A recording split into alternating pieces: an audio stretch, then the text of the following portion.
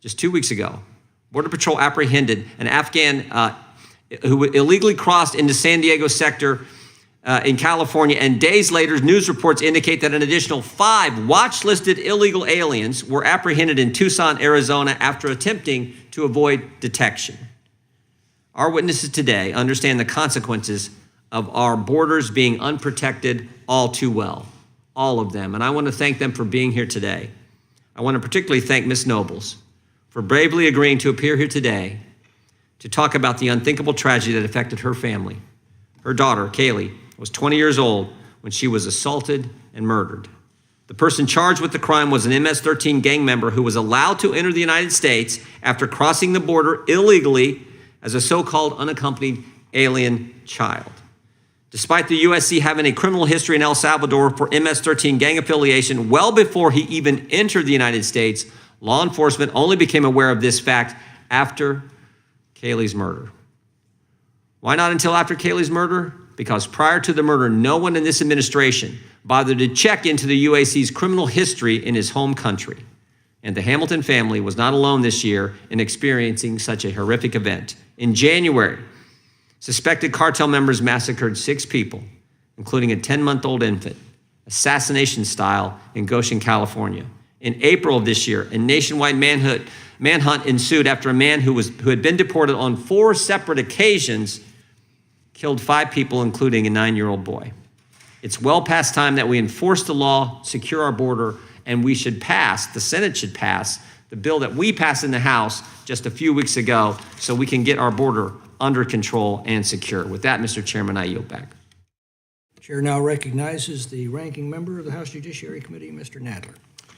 Thank you, Mr. Chairman. I first wish to express my most sincere condolences to Ms. Nobles. I'm so sorry for your loss, and I thank you for coming to tell us Kayla's story. May her memory be a blessing. Mr. Chairman, the United States has a long history of welcoming asylum seekers to our shores. My constituents in Manhattan are able to see a reminder of this history every day in the Statue of Liberty, welcoming the tired, the poor, and huddled masses yearning to breathe free. Throughout our history, refugees from near and far have sought safety here. And while our laws have never been perfect, they have always allowed at least some refugees to enter.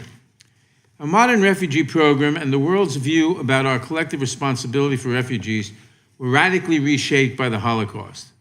When the United States joined both Canada and Cuba in turning away the MS St. Louis and her more than 900 Jewish passengers in 1939, we allowed asylum seekers to be returned to persecution in Europe.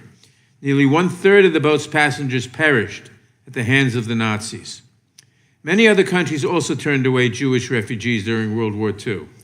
The horrors that followed led to the creation of the United Nations and ultimately to the international refugee framework that we still use today. It took a while for domestic laws to catch up to our international commitments, so when Congress moved too slowly, presidents used their expansive immigration powers to help get people to safety.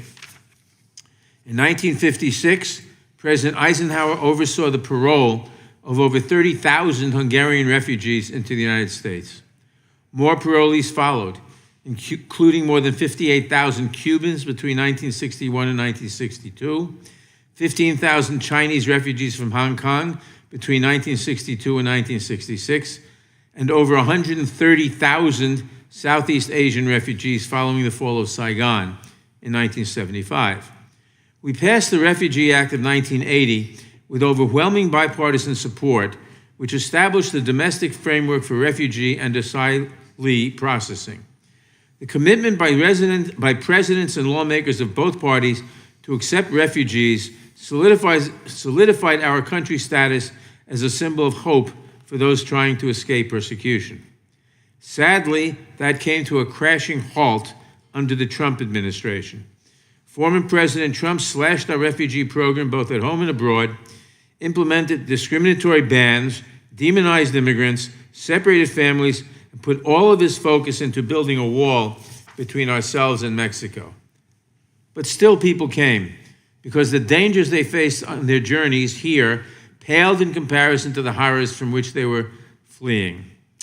COVID exacerbated the problems, and President Trump used authorities under Title 42, a policy to protect public health, to turn away asylum seekers arriving at the border. When President Biden came into office, he reversed course on many of the prior administration's most heinous policies.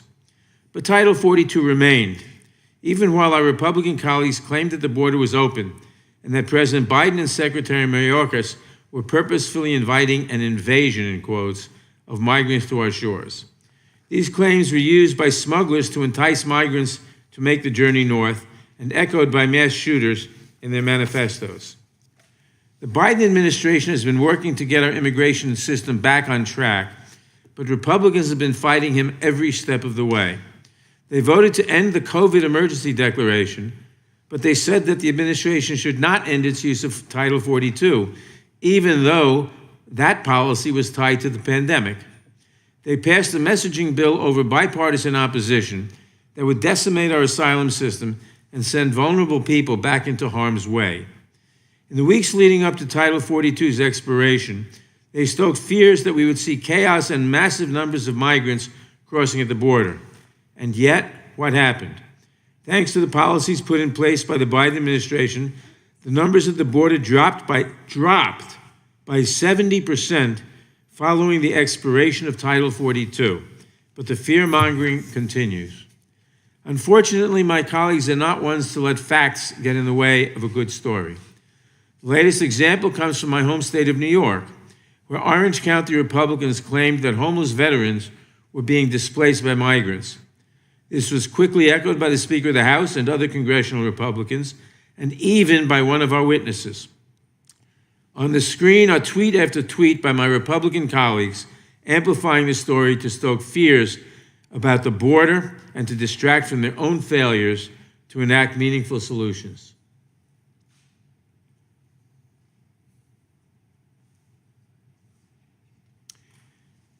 Yet the claims contained in the story have turned out to be completely unfounded, with even the New York Post running a retraction. So here we are again, in another hearing about the, quote, Biden border crisis, close quote. I am sure that no matter what happens at the border, we will continue to have hearings on this topic. And we will continue to see partisan messaging bills that have no chance of ever becoming law.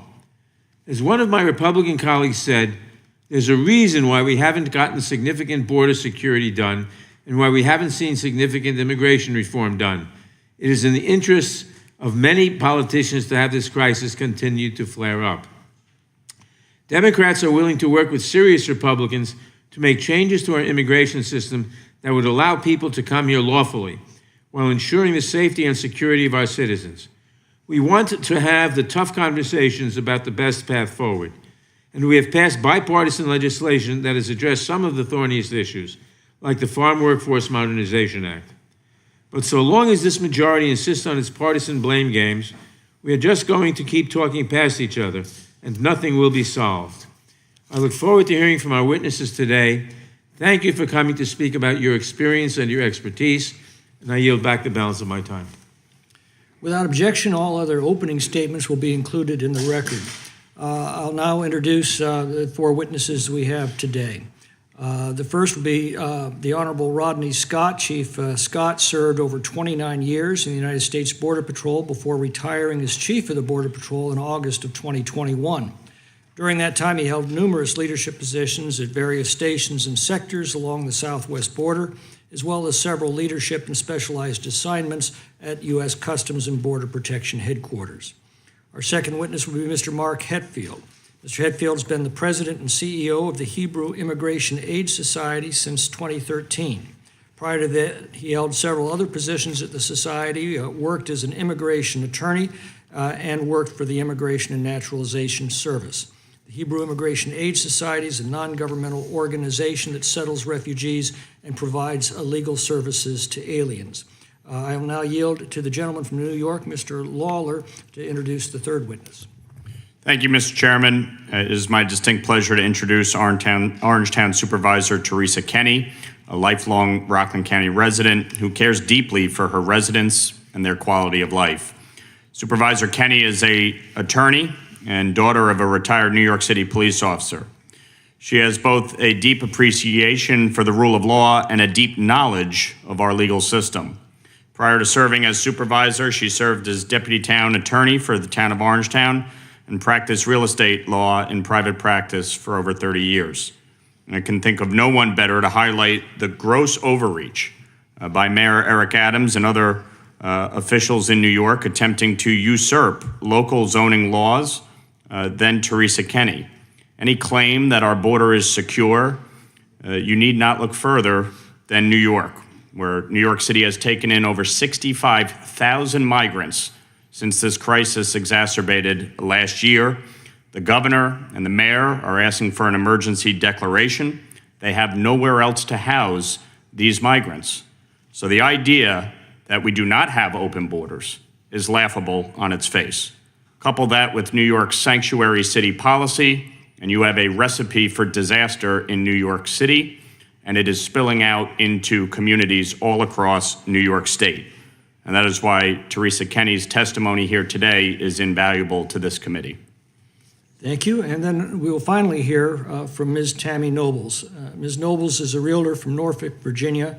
She volunteers part-time as the president of the Down Syndrome Association of Hampton Roads, and she is the mother of Kayla Hamilton.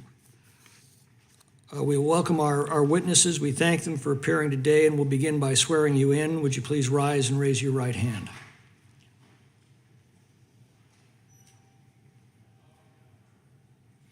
Do you swear or affirm under penalty of perjury that the testimony you are about to give is true and correct to the best of your knowledge, information, and belief, so help you God? Let the record reflect that the witnesses have answered in the affirmative. Thank you, and be seated. Please know that your written testimony will be entered in the record in its entirety. Accordingly, we'd ask that you summarize your testimony in 5 minutes. And we'll begin with Chief Rodney Scott.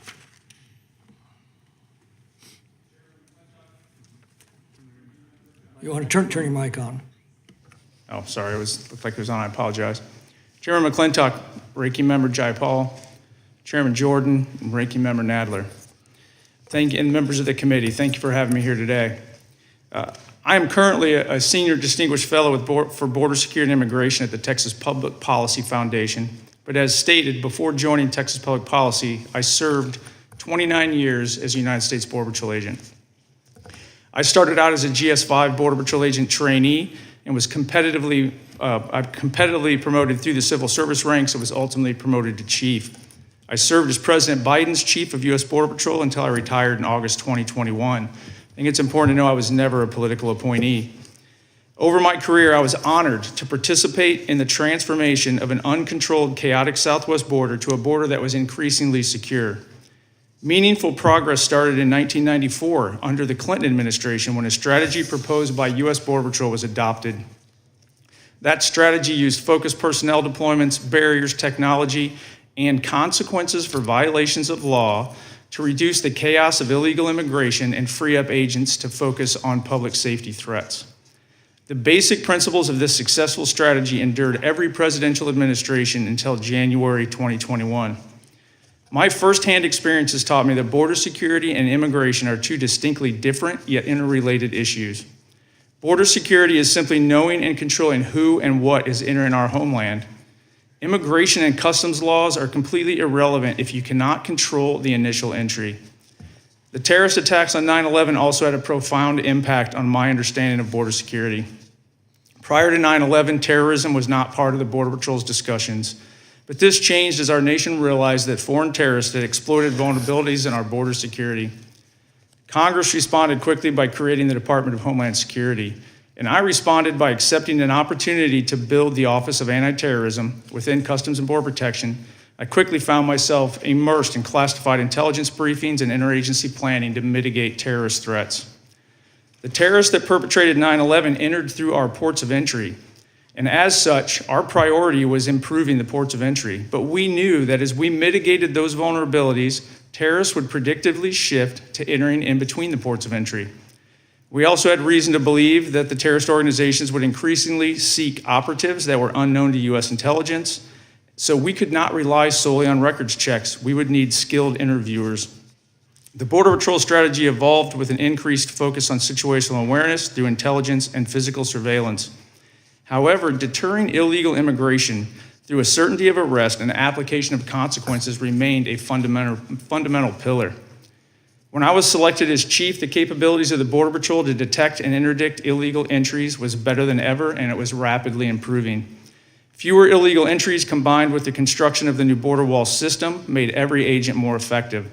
This equated to additional time that agents were spending on interviews to identify somebody positively, and as well as their intent, and to glean intelligence on criminal networks that was used to improve investigations and operations.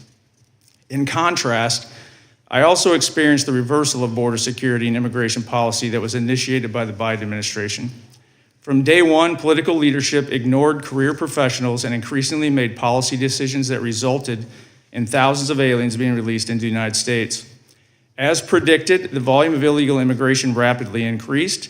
It overwhelmed Border Patrol and effectively transferred control of the United States border with Mexico to the drug cartels. I watched border security gains that had been made over 3 decades vanish and the safety of border communities spiral backwards. Policymakers must understand this is not simply an immigration issue. This is a national security threat. Cartels use illegal aliens to overwhelm law enforcement, create controllable gaps in border security that then they exploit to bring in anything they want. To think that well-resourced terrorist networks and hostile nations are not exploiting the same vulnerability is naive. Prioritizing immigration processing over enforcement also means that the agents are spread so thin when they are deployed that even when they detect an illegal entry, they are not always able to interdict it. These events are reported by the Border Patrol as known gotaways, but it's also important to know that this does not encompass the total gotaways. The hundreds of miles of border that are left unpatrolled on a daily or weekly basis now, and that lack persistent surveillance, we have no idea what has crossed through those areas. In my professional assessment, the U.S. Border Patrol has lost our ability to know who and what is entering our homeland. And please remember, the border is simply a transit location, it is not a destination. These people and these things are going to every city, town, and state across this nation. I look forward to your questions. Thank you. Next, we'll hear from Mr. Mark Hetfield. Mr. Chairman, Ranking Member Jayapal, and members of the subcommittee, I thank you for this opportunity to join you today to speak about securing our border. HIAS, founded over 120 years ago as the Hebrew Immigrants Aid Society, is the oldest refugee organization in the world. We were founded to help refugees because they were Jewish. Today, we help refugees because we are Jewish. We resettle refugees across the United States in partnership with the United States government and Jewish communities.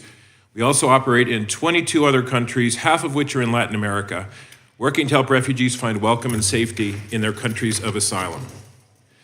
HIAS is old enough to remember the importance of American leadership in drafting the Refugee Convention of 1951 and the Refugee Act of 1980, which passed this chamber and was signed into law with strong bipartisan support.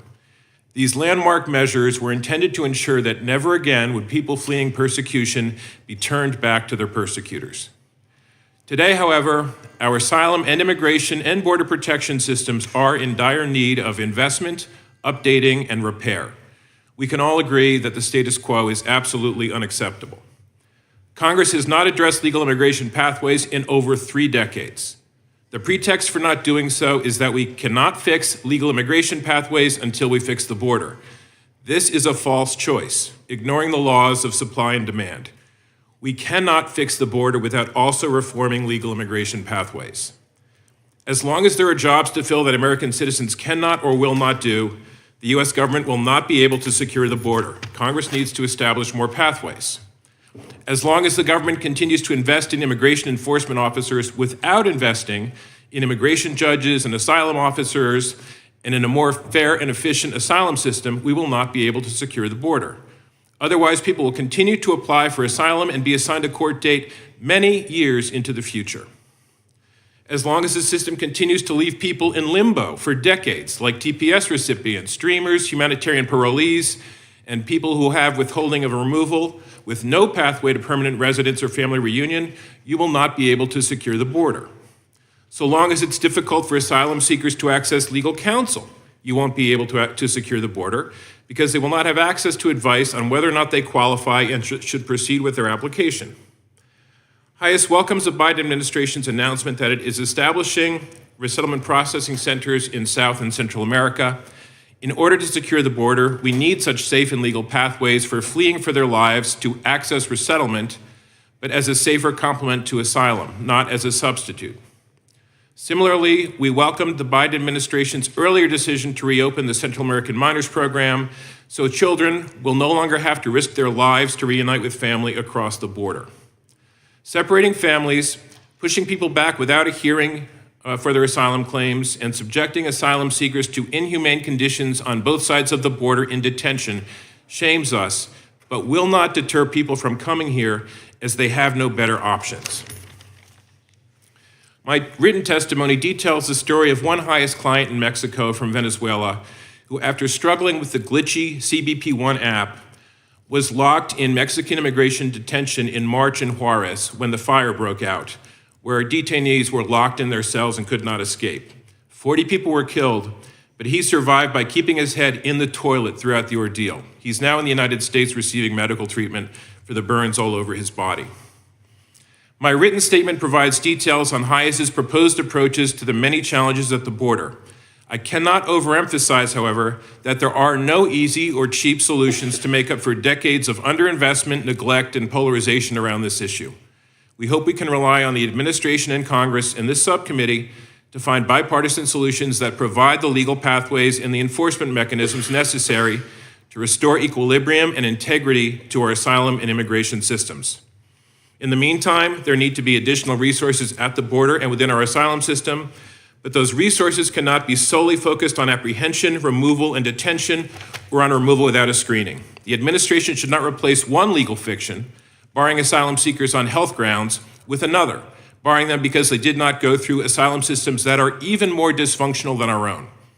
In the immediate term, the administration and Congress should focus on increasing resources for the fair and efficient adjudication of asylum claims on a last-in and first-out basis, with legal counseling and measures to ensure that CBP follows the law and their own procedures to ensure that no one is sent back into harm's way. The refugee admissions program should be resourced to be safe and orderly for pathways so that people can rely on U.S. law rather than on smugglers. We are not the only country facing this humanitarian challenge, and we cannot solve it alone. Thank you. Thank you. We'll next hear from Supervisor Teresa Kinney. Thank you, Mr. Chairman, and every member of the subcommittee for giving me the opportunity to speak with you today about what transpired with Mayor Eric Adams and his efforts to house migrants in a local hotel in Orangetown, New York. I'm here today as the town supervisor of Orangetown, a suburban community approximately 30 miles north of New York City, to give you some insight into what is happening around the country as a result of the migration crisis at the southern border. It is important to note at the onset that what is happening in Orangetown is not unique. It is playing out throughout communities all over our country as major cities are reaching capacity for migrant housing, and they are sending them to other communities without any regard for whether they have the resources or capabilities to handle them. Orangetown's story began on Friday, May 5th, when New York City Mayor Adams called to tell me about a pilot program he was implementing as part of his decompression strategy. The plan, he explained, was to relocate migrants from New York City and to house them in hotels all across New York State. His call was to let me know that a hotel in Orangetown had been identified as a possible location. Mayor Adams downplayed the plan, telling me there was a chance that no one would be housed in Orangetown, and he implied it would be happening in weeks. When pressed for specifics, he told me that a member of his team would get back to me. I received a call from a member of the mayor's staff, and that's when I learned that the plan was to house single adult males in a local hotel and that the buses would be arriving imminently. In fact, it was within hours of that call that I received photos of hundreds of mattresses stacked outside the Armoni Inn and Suites Hotel, and it was evident to me that the plan had been in the works for quite some time, and that it included giving local elected officials very little advance notice as a means to thwart legal challenges.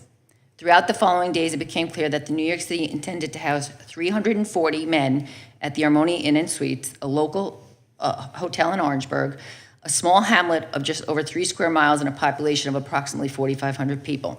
The hotel is situated less than a mile from 2 college campuses, 2 senior citizen housing complexes, and a high school. It is located at the intersection of New York State Route 303, which is one of the most dangerous highways in the county, and Kings Highway, a street of mostly residential homes. Mayor Adams' plan was simple: to convert the hotel in Orangetown into a housing facility for long-term residents.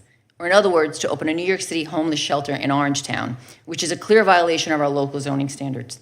So based upon this information and what was garnered from the phone calls and the observations of medical supplies and other shelter items by town officials who inspected the property, the town issued a notice of violation to advise the hotel that it was not consistent with the definition of a hotel as set forth in our town code.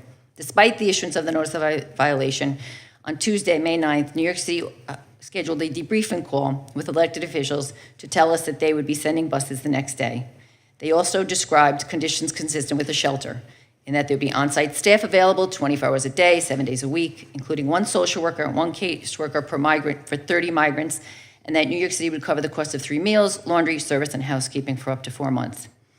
They also introduced us to the staff from DocGo, a company that New York City had contracted with, which specializes in providing medical-related services to shelters. In light of this, the town filed legal papers in Rockland County Supreme Court and retained a restraining order against the hotel on Tuesday, May 9th, effectively preventing the use of the hotel as a shelter and the arrival of any migrants from New York City the next day. To be very clear, for our purposes, the immigration status of the individuals is irrelevant to the town's decision to seek legal recourse. The town sought legal action to ensure the integrity of local zoning regulations and the protection of those who would be housed in the hotel on a long-term basis as a shelter, as well as the community at large. I also want to outright reject any charges made that it is an act of anti-immigration. Rockland County is home to a vibrant immigrant population, and in fact, I'm married to one. But over the last 2 years, there's been a steady increase of migrants finding their way to Rockland County and settling in with the support of family, friends, and local community groups. This has already started to put a strain on Rockland County and Rockland County Department of Social Services. So much so that just over 2 months ago, Congressman Mike Lawler and County Executive Ed Day held a press conference and, standing with nonprofits, explained the financial impacts on Rockland County. The problem with Mr. Adams' plan is that he does not have one. That became evident when, during the debriefing call, a member of staff was asked about what would happen with the migrants at the end of the 4 months. The response was that they expected them to integrate into the community by that time. But Orangetown, like the rest of New York State, is in a housing crisis, affordability crisis. So the question is, how are these men without English skills, without family support, going to integrate into our community? So I will tell you what will happen. They will end up renting from unscrupulous landlords, and we know what's happening because just this past March, there was a tragic house fire in Rockland that killed 5 undocumented immigrants, including 2 children, with 5 others being hospitalized. Orange and Rockland County just do not have the resources or staffing levels to investigate and remedy these types of situations on a wide-scale basis. Without the federal government acting to stem the flow of migrants at the border, it was only a matter of time before it impacted all of our neighborhoods. While it is Orangetown today, it will be yours tomorrow. Thank you, and I look forward to answering questions. Thank you. And finally, we'll hear from Mrs. Tammy Nobles. Ms. Nobles, you've already heard from several of our colleagues. Our hearts go out to you, as do the hearts of every American who hears your story. I know that grief always feels very alone, but I want to assure you, you're not alone, and you're now recognized to tell your story. I thank you to the members of the committee for having me. My name is Tammy Nobles. I am the mother of Kayla Hamilton. July 24th, 2002 was one of the best days of my life. I gave birth to a beautiful baby girl and named her Kayla Marie. She was a happy and easygoing baby. Even back then, she loved to smile and laugh. She always kept her friends close and never forgot anyone. She was kind, caring, thoughtful, and funny. She loved life and God. She showed the world that being yourself was okay, and you didn't have to follow everyone else. But sadly, on July 27th, 2022, I received the worst news that a parent doesn't want to hear, that my newly 20-year-old daughter, Kayla Hamilton, was murdered in her own room and left on the floor like trash. She left behind a mother who loved her, a stepfather, a brother, a younger sister, grandparents, and lots of aunts, uncles, and cousins. At first, we knew very little details of the murder until an arrest was made. The details we learned broke us. At the end of March of 2022, Kayla's murderer was apprehended by Border Patrol crossing illegally into the U.S. at the southwest border in Rio Grande City, Texas. I am not sure if he was vetted or not, but he was a 16-year-old known gang member affiliated with MS-13 in El Salvador. The MS-13 motto is kill, rape, and control. He entered the country as an unoccupied alien child. As a UAC, the murderer was allowed to go live with his aunt in Frederick, Maryland. She was also an illegal immigrant. There were issues with him living there, and he went to go live with his half-brother who lived in the same trailer park as Kayla and her boyfriend. My questions are, what protocol was the aunt supposed to follow? If she couldn't handle him, then why not inform the proper authorities? The half-brother tried to get him a job and to do the right thing, but that didn't happen. So the half-brother told him that he had to leave. At the trailer park, an illegal immigrant owned numerous trailers and was subletting them out. That is how Kayla was able to get a place, because she didn't make much and had no credit yet. The half-brother asked the owner if she had any rooms for rent. She did. The same trailer as Kayla. Kayla's murderer was living there less than 5 days before he viciously murdered my daughter. Kayla had 2 jobs. She was working at a cleaning company and at a grocery store. Kayla had autism, but she was determined to live independently and make her way in this world. And my baby paid the ultimate price. She had just gotten home from work, working the night shift, and said goodbye to her boyfriend that morning when he left for work. She then went to sleep. The murderer went into Kayla's room, strangling her, grabbed her iPod charger and wrapped it around her throat and face while strangling her to death. Kayla grabbed her phone and called her boyfriend, but went to voicemail. The voicemail of the murderer strangling her was 2 minutes and 30 seconds long. The murderer then violently sexually assaulted Kayla. Kayla's boyfriend came home from work and found her dead on the floor. The charger cord was so tight around her neck and face that her boyfriend had to use his teeth to get it off. The murderer robbed her of her phone and $6. $6 is all my baby had in cash because she used the snack machines at work to get something to eat. He then went to lunch with his half-brother like nothing happened.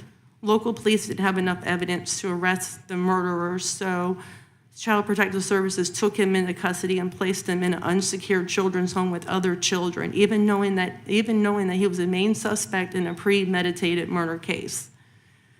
When he was arrested for Kayla's murder, he laughed and smirked. For me, this is not a political issue. This is a safety issue for everyone living in the United States. This could have been anyone's daughter. Kayla wasn't doing anything wrong, and she didn't deserve to be murdered. I don't want any other parent to live the nightmare that I am living. I am her voice now, and I am going to fight with everything I have to get her story told and bring awareness of the issue at the border. I will make sure her memory lives on. Murder itself is already taboo, but then you mention MS-13 and nobody wants to touch it. Nothing will change if nobody talks about the problem. The United States government has to secure our border. We need to properly vet all border crossers. The government could have placed a phone call to authorities in El Salvador and found out that he was a gang member, but they didn't. If we had stricter border policies, my daughter would still be alive today. Nothing will bring my daughter back, nor the pain, nor fix the pain. I'm not having her here, but I want to prevent this from happening to someone else's child. This is about protecting everyone here in the United States. Thank you.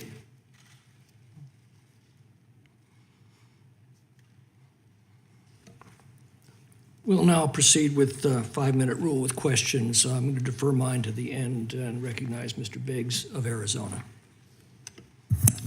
Thank you, Mr. Chairman. Ms. Nobles, thank you again for being here. Thank all the witnesses, but thank you for your poignant testimony. I think of Steve Ronnebeck, whose son Grant was murdered as he worked at a convenience store in Mesa, Arizona, by an illegal alien. Or Marianne Mendoza, whose son Brandon, as a police officer, was killed by an illegal alien in Mesa, Arizona. Our heart goes out to you, Mrs. Nobles.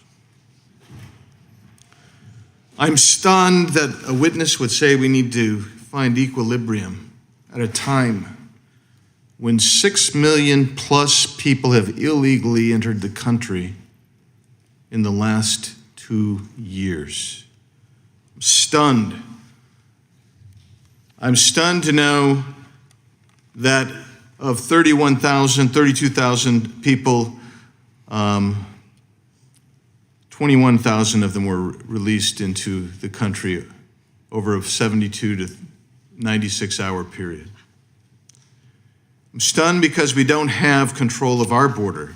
The CBP Chief Ortiz has testified that the cartels control our border, as has Sector Chief Modlin of the Tucson sector, as has Sector Chief Chavez of the Rio Grande Valley sector. I'll go to you, Chief Scott. Has Secretary Mayorkas taken the actions necessary and appropriate to achieve and maintain operational control of the borders? Absolutely not, sir. If you listen to the words he states every time, it's about creating safe pathways. When I was chief, we were not allowed to even discuss consequences or actually securing the border. It was all about expediting the processing and avoiding the optics of people backed up into Border Patrol stations. We've heard today about new parole processes being implemented. Last year, over 300,000 people received parole. This year, it'll be over 750,000. Prior to the Biden administration, typically you might see 15 to 20, maybe 20, as high as 25 parole processes. That's because that's an individual process. Even Secretary Mayorkas has testified before this committee that it's an individual process. What has he done to distort the parole process, Chief Scott? I honestly do not understand how they can look at the law and do what they're currently doing with the parole process. By law, every one of those approvals is supposed to be a case-by-case basis. It's supposed to be based on humanitarian reason or a benefit to the United States government. In my entire time in the Border Patrol, I probably approved, and I'm estimating, about 6 or 8 paroles a year at the most, and those were usually to benefit a case or because of some type of a medical condition. But there were tight restrictions put on every one of those. There's probably a packet about 1 inch thick about keeping track of the individual, because the concept of parole is you're allowing someone into the United States that we know does not have a legal right to be here. They haven't proven it. So we're accepting risk on behalf of all of America. That's a heavy burden. We all took that very seriously. I do not believe the Border Patrol can be doing today the legal assessment required for each individual case. It's just not possible. Chief Scott, DHS officials, and I'm quoting now from a New York Times piece, say thousands of migrants are successfully using CBP-1 instead of paying smugglers, close quote. Are we to believe that CBP-1 is an alternative to cartel smuggling, or are we actually using CBP-1 to facilitate cartel smuggling? There's CBP-1 app is, from my understanding, is basically a queuing mechanism like we used to do at ports of entry with a pen and paper on the south side. Anything that happens on the south side of that border is definitely controlled or influenced heavily by the cartel. Anything we can do to get them out of the system would be fine, but I think the piece that we're missing here too is we're now taking away from the legal trade and travel processes of the CBP officers at those ports of entry. They were all gainfully employed prior, and the CBP-1 app is pushing more and more people into that port of entry that don't have, by definition, do not have a legal right to be here. The other challenge is it's a magnet, because to use the CBP-1 app, again, from my understanding, you have to be in Mexico, you have to be up close to the border. So that entices even more people into that border community, and the throughput does not match the demand. And where does that overage go? Right back to the cartels. Thank you. My time's expired. Chair now recognizes the ranking member for 5 minutes. Thank you, Mr. Chairman. Mr. Hatfield, thank you for your very compelling testimony. As you know, one of the Biden administration's answers to increase migration at the border is to expand legal pathways. As Title 42 was set to expire earlier this month, the United States announced its opening of regional processing centers all over the hemisphere. They will be starting in Guatemala and Colombia, and then expanding to other countries, including Mexico. This seems like a positive step by the administration to build up its capacity to take increased numbers of refugees before they ever even make that dangerous journey to our southern border. Would you agree with that? And what do you think the United States needs to do to make these regional processing centers a success? Yeah, I absolutely agree with that. I mean, I also agree with Chief Scott's assessment about the overuse of parole. The administration needs to rely more on the U.S. Refugee Admissions Program as a lawful pathway, with a pathway to permanent residence and ultimately citizenship and suitable vetting, and less on humanitarian parole. And this is definitely a step in the right direction. So I hope those centers are resourced. One of the key strategies that's going to have to be implemented, though, is you have to make those centers for asylum seekers with legitimate claims more attractive than crossing the border to seek asylum.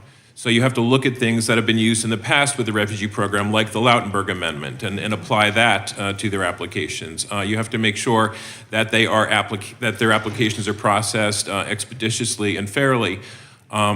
So yes, but I'm absolutely supportive of that measure. If you listen to my colleagues, you would think that the United States is bearing the brunt of the global refugee crisis alone. HIAS works all over the world, as you said. It's simply not true. Can you discuss how other countries in the hemisphere are seeing significant increases in the number of asylum claims?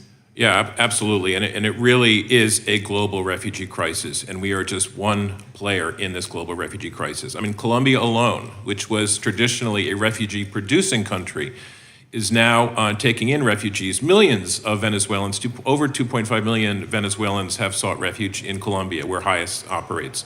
Likewise, over 1.5 million in Peru, over 500,000 in Ecuador. Over nearly 500,000 in Chile. I mean, if you look at every single country in the hemisphere, there are many asylum seekers, most of them coming from Venezuela, but also from Central America and even outside of the Western Hemisphere seeking asylum. And so this really requires international attention, and the U.S. has to lead on this issue.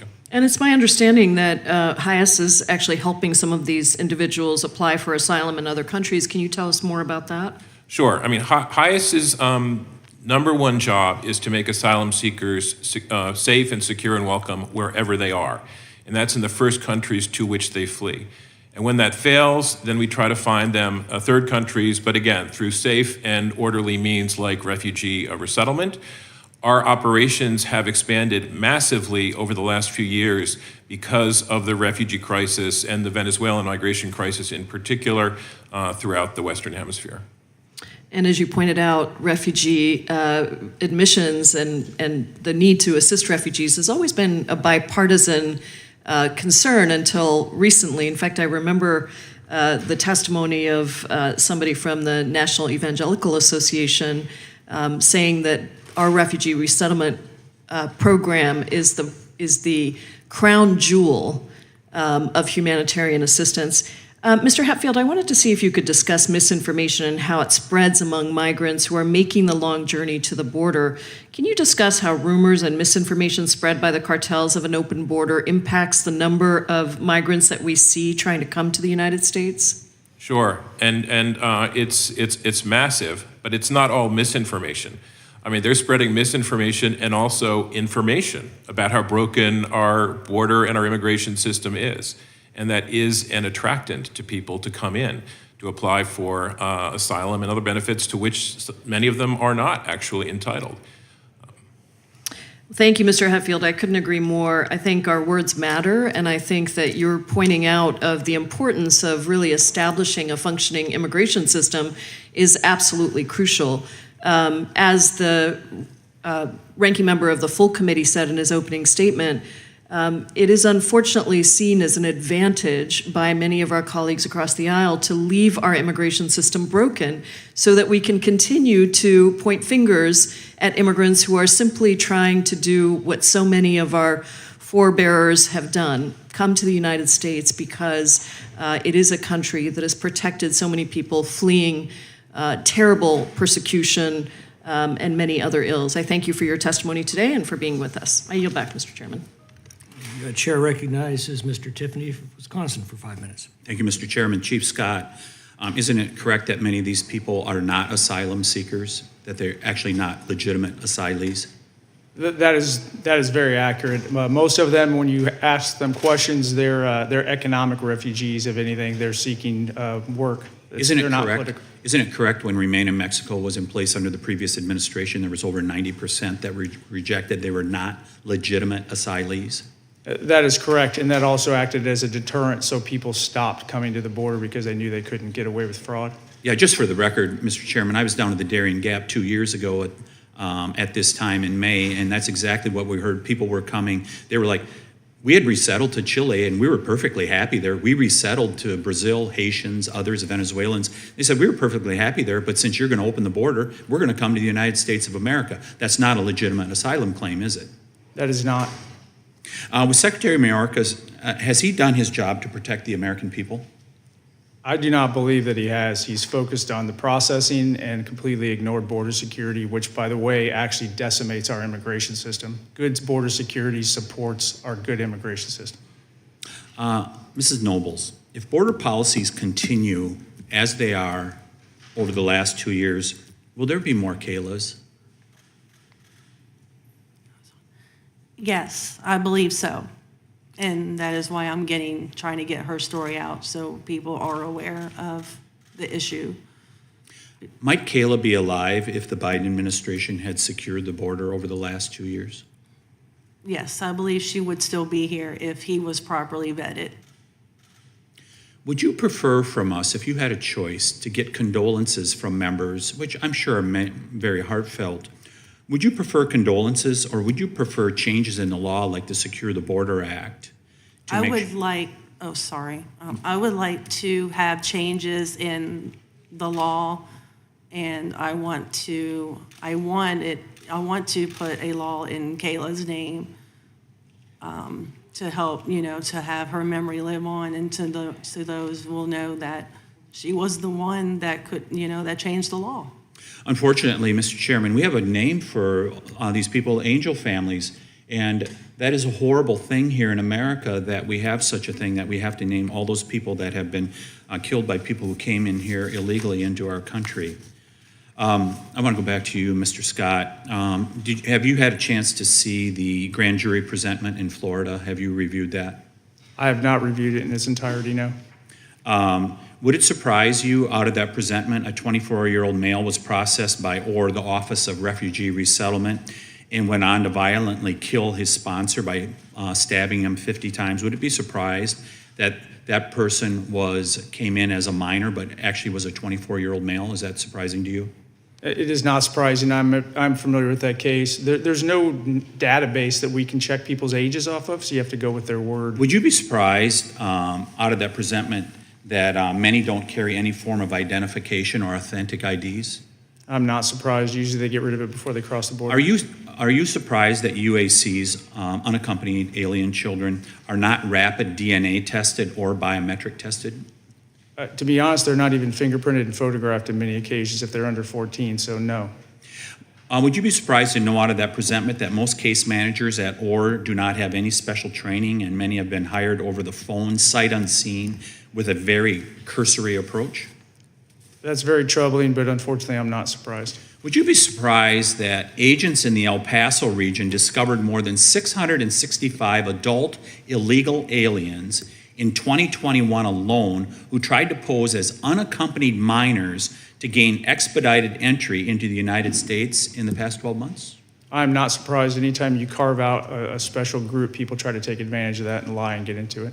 Would you be surprised if an OR attorney, the Office of Refugee and Resettlement, stated, we only get sued for keeping them too long. We don't get sued by traffickers?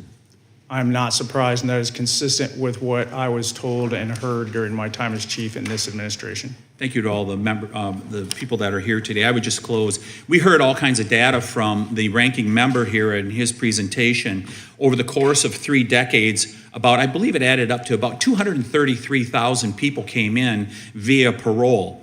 That was over the course of 3 decades. We've had over 1 million people come in, Mr. Chairman, in just a little over 2 years. That is not humane in any way. Terrorists, human traffickers, and fentanyl poisonings are a product of what has happened under the Biden administration and Secretary Mayorkas. I yield back. Chair now recognizes Mr. Nadler for 5 minutes. Thank you, Mr. Chairman. Mr. Hetfield, our Republican colleagues use a lot of inflammatory rhetoric, calling migrants arriving at the southern border an invasion. Can you discuss the impact this kind of language has on the work that you and HIAS do? Yeah, that's a difficult topic. It's had a significant impact, especially as a Jewish agency. First of all, there's the vilification of undocumented immigrants and asylum seekers, which is having a major impact on the agency, on security issues regarding the agency, and on relationships with the people that we deal with. The vast majority of asylum seekers are coming here because they are fleeing persecution. Many people who come here are not in need of protection, but that's why we need a system that makes that distinction. We don't have one right now.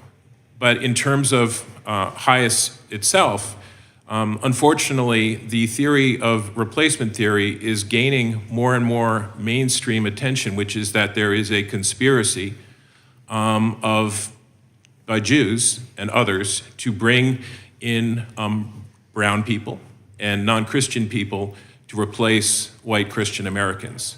This is becoming a serious problem for us. It's gaining more and more mainstream acceptance, and I'm not really sure what to do with that. Thank you. The United States, along with others in the hemisphere, recently signed the Los Angeles Declaration on Migration and Protection. As part of the declaration, the United States committed to taking 20,000 refugees over the next 2 years from the hemisphere.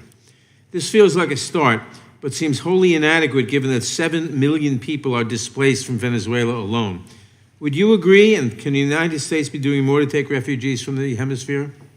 Yeah, absolutely. We're very late to that. As I said, many other countries are accepting many Venezuelans in much larger numbers than we are through more efficient processes.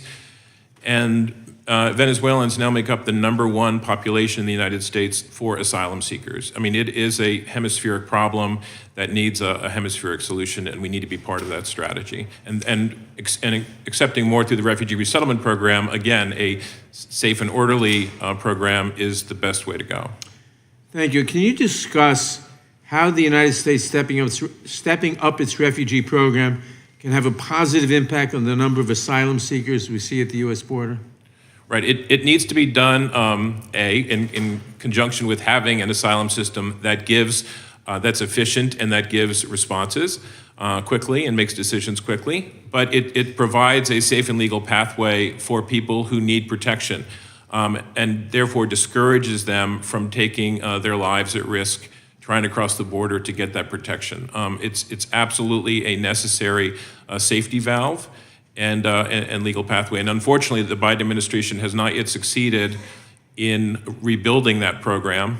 As you know, the refugee resettlement admissions ceiling last year was 125,000, and we fell 100,000 short of that. Thank you. Barriers to work authorization have devastating consequences for arriving migrants and local communities, which is one reason there has been bipartisan support for improving access to work permits and addressing lengthy processing backlogs. What does Congress and the administration need to do to support local employers and improve access to work authorization? Well, this is a really vexing problem where asylum seekers are not allowed to accept employment, nor are they allowed to receive any assistance while their asylum application is pending for a minimum of 6 months. In many cases, it's much, much longer than that. So basically, they have to find a way to support themselves, and there are no legal means for doing so. So that is a system that is destined to fail. The HR 1325, the Asylum Seeker Work Authorization Act of 2023, does provide a solution. So I would urge that or similar measures be supported. Thank you. My final question is, we heard the story of the person who murdered Mrs. Noble's daughter. Now, this person, I gather, was a came in as an unaccompanied minor. Has any change been made between the Trump and Biden administrations that would have affected the ability of an unaccompanied minor to come into this country and what he would do afterwards? I mean, many changes have been made by the administration. That the Trump administration was, as you know, pushing minors back at the border. So, but the bottom line is that this goes back to the other parts of my testimony, which is that we need a system where control does not stop at the border but continues into the United States. And right now, we're not properly resourcing the system to do that, including, as the New York Times recently exposed, with regard to the treatment of unaccompanied minors. Thank you. Thank you. My time has expired. I yield back. Mr. Van Drew. Thank you, Mr. Chairman. Well, here we go again, addressing the continued policy failures of this administration at the border. And as our border descends further into chaos, I can't help but worry that this nation is becoming increasingly comfortable with accepting weakness, not accepting the rule of law, and accepting it all as our new normal. An acceptance of weakness that led to the highest number of border encounters in a single day ever. And by the way, there was a comment from somebody from the other side, and they said that, Republicans enjoy this because they can use it as political fodder. Let's be clear. The Democrats were in control for 2 years. They had the presidency, they had the Senate, they had the House of Representatives. They could have done anything. They could have made this better. They could have straightened it out. It wasn't a split.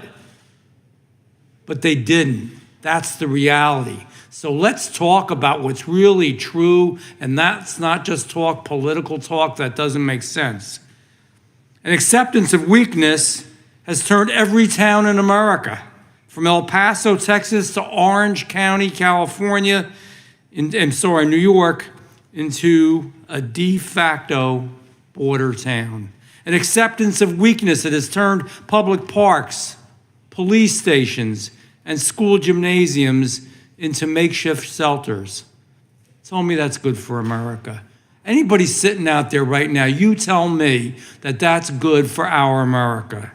An acceptance of weakness that led to the tragic case of Kayla Hamilton, where an MS-13 gang member was allowed into our country as a supposed, quote, unaccompanied minor, end quote, despite a history of criminal activity and of violence.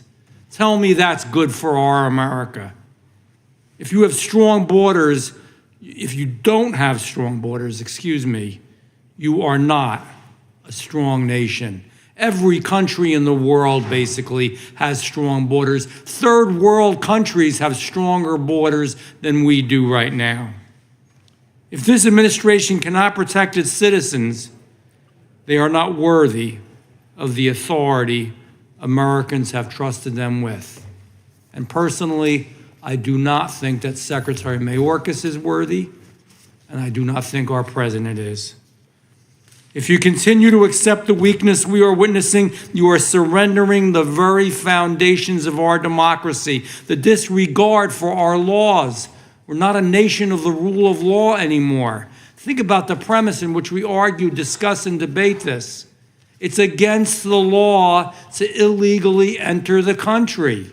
It's against the law. You've broken the law. I don't understand why the law doesn't matter anymore. Are we a nation of laws or are we not? That's the important question here. It's gotten so out of hand that our Secretary Mayorkas is celebrating 6,300 illegal encounters as a good day. That's a good day. Think about that. President Obama's Homeland Security Secretary once claimed that 1,000 encounters a day would be a crisis. But now 6,300 is a good day. Today it's a triumph. This is the acceptance of weakness consuming our nation, and it threatens the safety and well-being of each and every American, and we should not tolerate it, and we should change it. You can be a humane and good country, but still believe in the rule of law. And I wonder I wonder how Kayla's family feels about it all. I wonder if she thinks this is good. I have 3 quick questions for Chief Scott. With the number of crossings our country is experiencing, can Border Patrol properly debrief and access the information and intentions of every migrant trying to come across our border? Yes or no? No. Thank you. Do you believe it is easy for a terrorist to get into the United States undetected today than 5 years ago? Yes or no? It definitely is. Thank you. As thousands of illegal migrants are accepted into our country every day, there are less obvious threats to Americans that we aren't noticing yet, or are we looking into them enough? The question is, are we looking into these threats enough? Yes or no? No, the Border Patrol barely has time to process who's in custody. They're leaving hundreds of miles of border unpatrolled every day. No. Exactly. This is, and thank you, sir. Thank you for your work. This is a joke. Let's really talk about the real issue. It's the rule of law. It's the safety of our people. We're breaking the law and we're becoming weaker, and we've got to stop it. Thank you, Chairman. I yield back. Gentleman yields back. The chair recognizes Mr. Correa of California. Thank you, Mr. Chairman. First of all, Ms. Nobles, I also want to express my condolences as a fellow parent. I also have a daughter, about the same age as your daughter. About 2 years ago, I got a phone call at home, I should say at work from home. My daughter was all alone at home. Called me screaming, crying, saying, "Daddy, there's 2 men in the house. 2 men were burglarizing the house. What do I do, Daddy?" And I said, "Stay by the dogs. Let me call 911. And those moments of terror, I hate to think what would have happened if those German Shepherds weren't there, or if our local Santa Ana PD had not gotten there in minutes. Ma'am, I can guarantee you that no one condones criminals in our streets with or without documents. This is about our families and the safety of our families. With or without documents, I do not condone anybody in our streets that would harm our families. Ms. Noble, my prayers are with your family.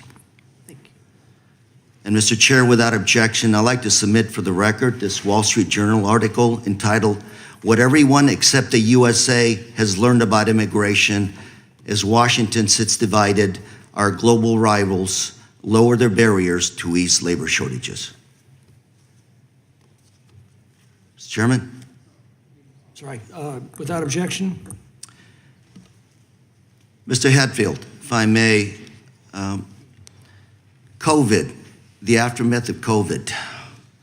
It seems that the USA is again the world's economic locomotive. The world seems to be devastated economically. Even the great China, even the great economy is sputtering right now. I got a phone call the other day from the president of Guatemala asking for help with the refugee challenge Guatemala is facing. You mentioned Colombia, 2.4 Venezuelan refugees. Mexico is having a challenge. This is a worldwide phenomenon. You've already addressed it, but I want you to again repeat. Is this a U.S. challenge at this moment? We can look at this last 2 or 3 years and say this is wrong, but you've got to open it up beyond just the U.S. It's a worldwide phenomenon. Am I correct or not? Yeah, you're absolutely correct. I mean, the United States cannot solve this problem alone, but we're not going through it alone either. The global refugee crisis is over 120 million people right now. I'm always tempted to say this is a refugee challenge like we haven't seen since World War II, when 60 million Europeans were on the move. Am I correct in that assessment? Yeah, I mean, the actual number is double that in terms of forcibly displaced persons. So you're not incorrect at all. As a proportion of the world population, of course, it's smaller, but in absolute numbers, it's double. Chief Scott, if I may ask you a question, sir. I want to say, first of all, you are doing an impossible job. Thank you for what you're doing. You know, the private sector in our society continues to be a magnet for workers. 60% of the individuals that come across blend into society. They have families they arrive with. They blend into society. 50% of our farm workers are undocumented. I would say that as long as we don't have immigration reform that is sensible, that works for a private sector, the need for workers in this country is also a magnet. Would you say that or not? I started out in the Immigration and Naturalization Service where I was taught border security supports our legal immigration system so that we can meet needs like that. They do go hand in hand, but I do point out that if you can't control the flow in any way, then you really can't, any kind of numbers or any kind of decisions you put at the other end are irrelevant. I do believe this country is based on immigration. I think everybody in the Border Patrol supports immigration. That's why they got in, but we support it legally. And I agree with you. The problem is there is no way to get into work in this country right now. Our economy would suffer. Again, 50% of our farm workers being undocumented. I don't think anybody supports a policy to deport those workers because that would affect our food security. But I look forward to working with all of you and making sure we do some common sense reforms that are good for the American economy and the American people. Thank you very much, Mr. Chair. I yield. Gentleman yields back. Mr. Chairman, For what purpose does the gentlelady seek recognition? I have a unanimous consent request to enter the following statements into the record. Organizational statements from the Center for Gender and Refugee Studies, Church World Service, and National Immigration Forum. Without objection. Thank you. Chair now recognizes Mr. Roy of Texas. I thank the chairman. Mr. Scott, we were just told that we're unable to get workers into this country. True or false, we get somewhere around 1 million green cards every year, and we have seasonal workers that are able to come here and work under our current system under the law. That's correct.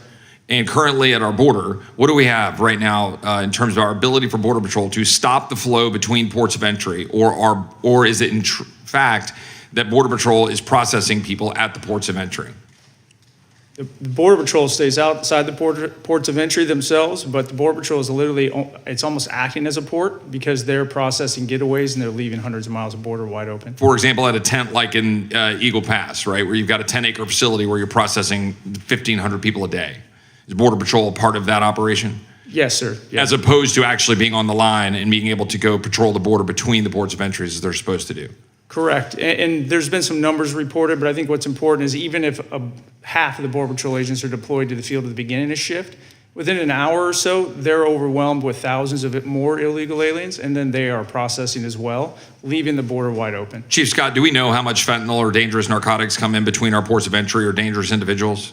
We have no idea, but there's no shortage in Chicago or New York.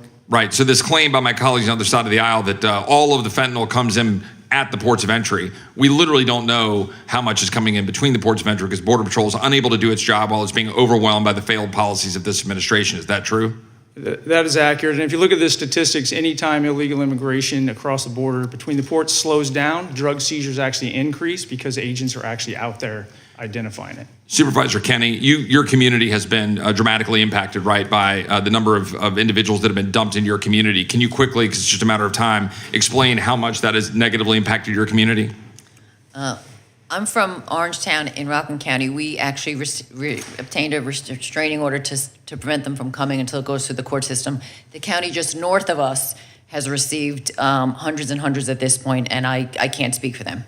And you have had hotels filled up with often single males that are filling up places so that needy individuals aren't able to get facilities and aren't able to get the resources they need. Is that true? Yeah, the goal of Mayor Adams was to send 340 single adult men to a hotel in my town. It's been put on hold by the courts. And where is your town again? In Orangetown, which is 30 miles north of New York City. Okay, so not on the southern border of the United States. No. And so this is something we're dealing with, as my friend from Arizona, Mr. Biggs, knows, and my friend from California, Mr. McClintock, and others know on the border. We deal with it all the time in our communities in South Texas, but this is something that the entire country is now dealing with. And I'd like to now move to Ms. Nobles, and I cannot possibly put into words, Ms. Nobles, what you have experienced as a result of the failed policies of this country. I would simply ask, as carefully as I can, having met with numerous family members who have lost loved ones due to these failed policies, whether it's through violence, as you have unfortunately experienced, or whether it is through, for example, fentanyl poisonings that so many of our moms have experienced. I met with 3 fentanyl moms just 2 weeks ago in Austin, Texas. I've met with dozens. I've met with dozens of individuals who've lost loved ones, including a family member in San Antonio whose son was killed by an illegal immigrant who had been here, had been arrested, let go, arrested, let go, and then burned this woman's son to death. That's what we have going on in our country, while our colleagues on the other side of the aisle bury their head in the sand and pretend that somehow it's compassionate. I would just ask you, Ms. Nobles, to explain whether or not you've had interactions with other moms and family members who have had similar unfortunate experiences as a result of our failed policies. Unfortunately, I haven't. I haven't seen anybody talk about their story or shared anything about, because I know Kayla wasn't the only one, but where are they? So that's why I'm standing up and talking about her story and getting her story out. At least I can speak for my child and make sure that I make people aware of what's going on.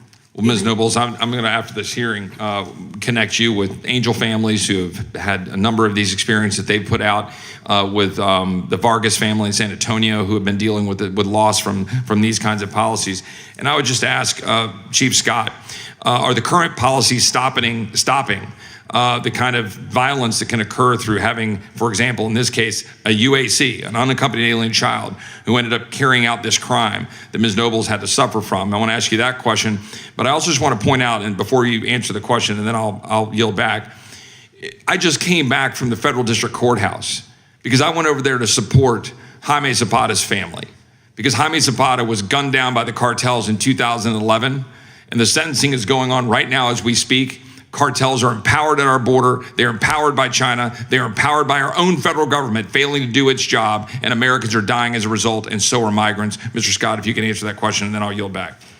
The current crisis is making it impossible to be able to weed out the criminals, especially the UACs, from anyone else. The agents don't have time to do face-to-face interviews. There's no global database of criminal records. Thank you, Chief Scott. Mr. Chairman, I seek unanimous consent on various articles to put a piece from the New York Times dated April 23rd, Biden opens a new back door on immigration, the Navajo Nation requesting answers to questions, border crossings down. This is Washington Post article from May 19th. Border crossings down, but many migrants released to U.S. to ease crowding. Breitbart piece entitled Human Smuggler Drops Preschool-Aged Child Over California Border Wall, dated today's date, as well as a piece dated today, Georgia Democrat slams party for favoring migrants over Americans. Without objection, Thank you. Chair now recognizes Ms. Jackson Lee of Texas. Chairman, and to the ranking member, as one would expect, Ms. Nobles, and I'm over here. Ms. Nobles, I'm in this direction. Oh. I don't. As a mother, I couldn't say anything less than the pain that I know that you're experiencing. I could say my heart goes out to you, but I want to acknowledge the pain for any mother, any family to lose their precious child. I want your daughter's story to be heard. And if we can work in a bipartisan way, I will sign on to any bill that enhances her heroic story. I think that's what you are surviving on. What a young woman, wanting to be independent, working 2 jobs, holding her head up high. A vicious act. Forgive me if I say this is not solely immigration, poor police work, to be honest with you. But frankly, we wanted that not to happen. And no one's panel is champion MS-13. I can tell you that.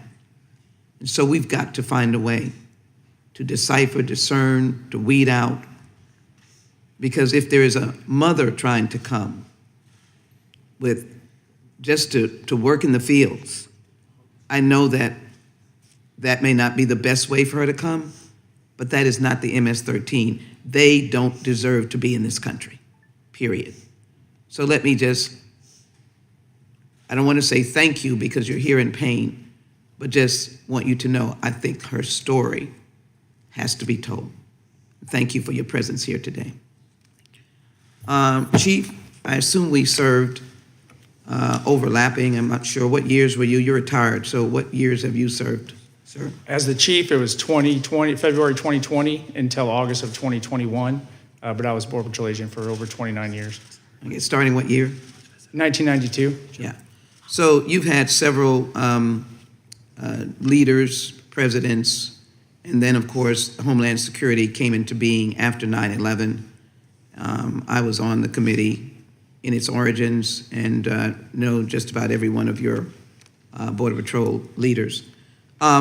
Would you say that it would be better to approach immigration reform, Republicans and Democrats, in a terminology that we've coined under the late John McCain, comprehensive immigration reform, which in essence deals with border security on the north and the south, and recognizing legal pathways for entry? Would you accept that would be a better approach? I believe border security is exactly like your home. It gets overcomplicated a lot of times in the public discussion, but it's exactly like your home. We just need people to come through the front door in a legal manner. Congress gets to pick who those people are, not the Border Patrol. So my time is short. I want you to answer the question specifically. Comprehensive immigration reform with border security and legal pathways. Would you accept that? Based on my experience, the border security has to come first. Well, let me, I can't put words in your mouth, but you're not going to get border security coming first. You need to be able to balance it. You would not accept a border security and recognizing pathways to legal entry?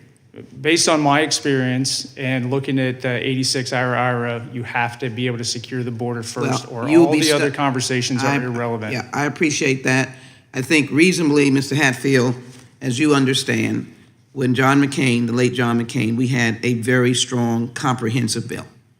And it had border security and the legal pathway. If we get stuck on border security, we're not listening to the witnesses here. We're not listening to the New York town that is frustrated with what's happening to them, rightly so. So let me just get you to this espouse because my time is going. First of all, your organization was affiliated with the Tree of Life, was it not? Or the attitude of that killer? Yeah, I'd rather not discuss the Tree of Life because the prosecution is ongoing at this point. Well, let me just say, since I went there, let me just say that the attitude was that Jews were bringing in migrants and immigrants. Is that true? That is correct. And it resulted in death, did it not? That is correct. All right, let me just get to the point of the work that you do, and that is, if things change in the hemisphere so that more refugees are coming and you work with refugees to help the United States so they don't result in being lost or being in the wrong direction. And as well, I would assume that you abhor MS-13 as well. If you can answer those two questions, I'd appreciate it. Absolutely and absolutely. You got to say. Yes.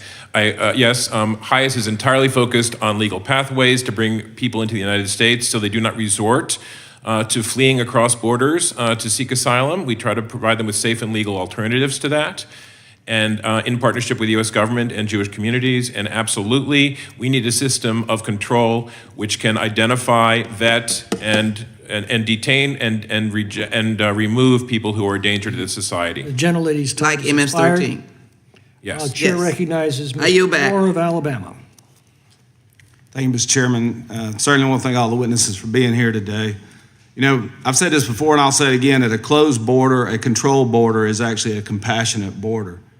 And not just for the migrants who get turned in to indentured servants or worse, but for the Americans that some of these illegal aliens harm. For example, in my district, the 2nd Congressional District of Alabama, a couple weeks ago, Watauga County Sheriff Department arrested Gravy Zavala, a 29-year-old illegal alien from Honduras, for the rape of a teenage girl in Prattville. It's alleged that he drug her into a bathroom in a restaurant. Press reports indicate that he entered the United States in November 2021 through Texas using a fake name, but was allowed to enter into this country. In addition, according to the press reports, he had a criminal record in Honduras.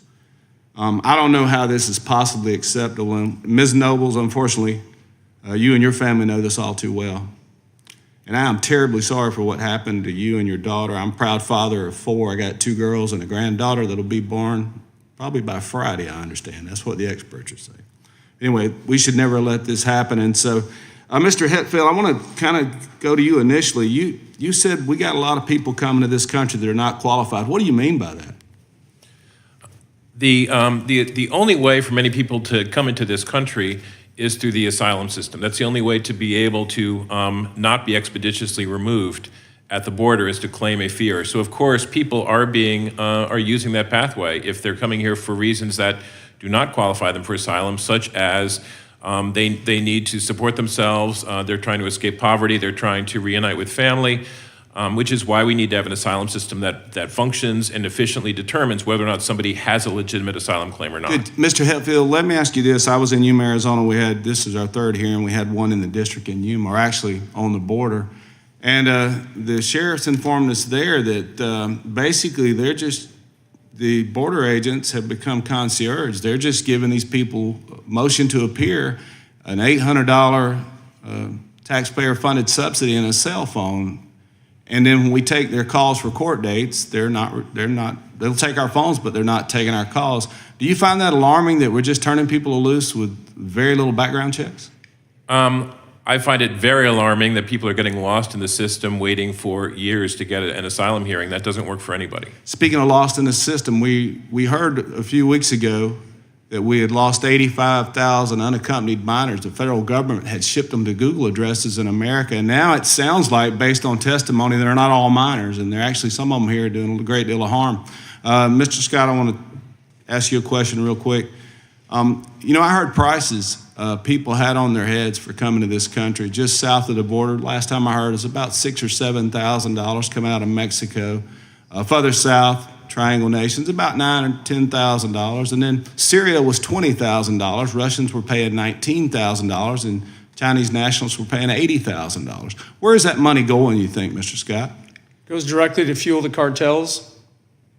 It fuels the cartel. And what happens if somebody doesn't have the money? Do they actually become indentured servants or slaves? Is that what happens? So that is one of the many things that could happen. The prices vary depending on how much risk you're willing to take, how far out in the desert you'll go, so they vary. But the price also varies if you're willing to do other things. So if you're willing to guide, or you're willing to smuggle narcotics, or you're I heard that's interesting, Mr. Scott. I appreciate you mentioning that they actually, if you'll backpack that heroin or cocaine or fentanyl, your passage is somewhat considered paid if you're willing to be a drug mule rather than a slave. Is that correct? That is how some people cross, yes. Ms. Nobles, have you heard anything from the Biden administration concerning the loss of your daughter? No, I haven't. Thank you. Thank you. Mr. Chairman, with that, I'm going to yield back. Gentleman yields back. For what purpose does Ms. Jackson Lee seek recognition? I'd like to ask unanimous consent that I can submit into the record article Biden administration to send 1,500 troops to the southern border for support, roles ahead of expected migrant, and also to have a statement that reflects that the numbers have gone down as it relates to those entering the United States at this time. Ask unanimous consent. Without objection, and the chair recognizes Ms. Ross. Thank you very much, Mr. Chair, and thank you to all of the witnesses, and in particular to Mrs. Nobles for sharing your story. And please know that I join with my colleagues in wanting justice for her and for other people who have similarly lost their lives through senseless acts. And please know we're with you. Earlier this spring, and the ranking member may have brought this up in her opening comments, we traveled to McAllen and Brownsville, Texas, 2 Texas border towns. Our conversations with U.S. Custom and Border Protection during that visit reinforced my commitment to ensuring that CBP has the resources that it needs to strengthen border control. Agents we spoke with specifically emphasized the need for sophisticated surveillance technology to monitor border crossings. They talked about how the cartels had more drones and kids on roofs who were operating the drones than the kinds of technology that we needed to see people before they got to the border and be able to stem that. And I see that Chief Scott is nodding as I talked about that. During our visit, I was also struck by the reliance of our immigration and asylum systems on nonprofits and local governments, that they were not getting the support from the federal government or the state governments to do their jobs. And what goes on in Brownsville, Texas, on the local government tax dollars is nothing short of extraordinary to make sure that people who have been allowed to cross the border can get on their way quickly and not be in Brownsville and not be in those hotels. They say they don't want people to stay overnight in Brownsville. They want to get people to the bus station. They want to get people to the airport. Now, while their work is admirable, this responsibility shouldn't fall solely on NGOs and local governments. State and federal governments need to bolster the resources dedicated to responding to this many people who enter the United States under asylum claims and through other legal pathways. And the federal government must fund the technology that CBP needs and the training and the personnel so that they can do their jobs. Immigration is an extremely complex issue, and Democrats are pushing for implementation of effective solutions to strengthen border security and expand legal pathways to enter this country. It is important that we expand legal pathways because we simply need the workers. And I represent North Carolina. I hear from the agriculture industry every day. I went to visit a small family farm 2 weeks ago. Number one issue, immigration. Hospitality industry, number one issue, immigration. Tech industry, number one issue, immigration. We need to do both. In fact, we need to make sure that our rhetoric doesn't make the immigration problems worse. And unfortunately, it's been documented that repeated right-wing claims about the border being completely open are used on social media by smugglers to encourage more people to attempt to come to the United States without authorization. We need to have that stopped. We need to put aside our partisan blinders and use these hearings not to magnify the problems of our immigration system, but to solve them in a bipartisan way. With the remaining minute I have, my first question is for Mr. Hetfield. Unlike many countries, ours does not have a reception system for asylum seekers after they've been initially processed by immigration officials at the border and allowed to come into our country. NGOs and local governments like Brownsville, Texas, are stepping in to fill the gap that the federal and state governments have left. And we simply need a more orderly process. I wish everybody could see how well Brownsville does its job. From your experience, how are these programs contributing to a safe and orderly immigration system, and what more can be done in 14 seconds? They're absolutely essential. When I directed the U.S. Commission on International Religious Freedom's study on expedited removal a few years ago, we did find that when you provide that kind of counseling, you actually have a very high dissolve rate by asylum seekers because they realize that they're actually not eligible for the benefit, so they withdraw their claims.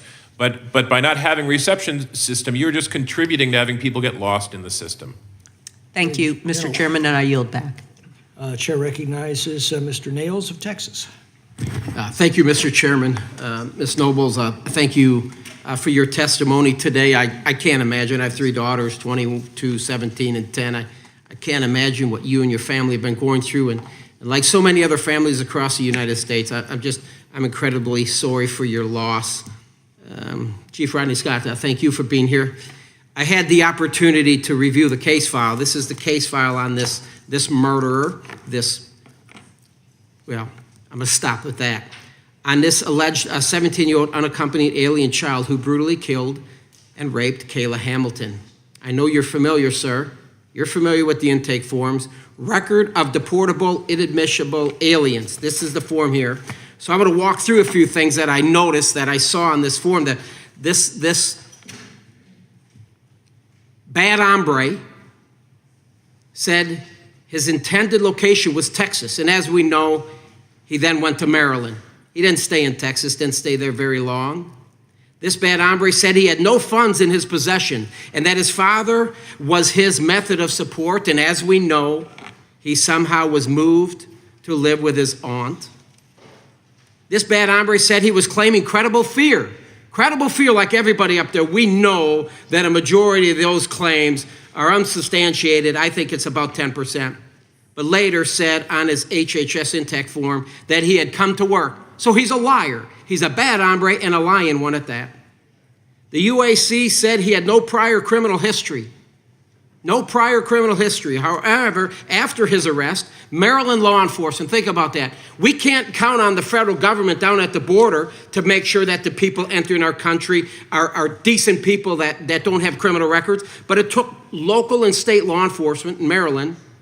One phone call to El Salvador. That's it. Psst, get on the phone. I call El Salvador. I said, hey, let me ask you about this bad hombre that entered our country. Has he been arrested? And they say, oh, yes. Oh, yes, sir. He's been arrested in El Salvador in 2020 for his illicit association with MS-13 gangs. Couldn't figure that out down at the border. We got to find out after he kills and rapes and murders a young woman in the United States. He said he was 16. He wasn't 16. Had no proof for him. You need to prove your age. You just say, I'm 16.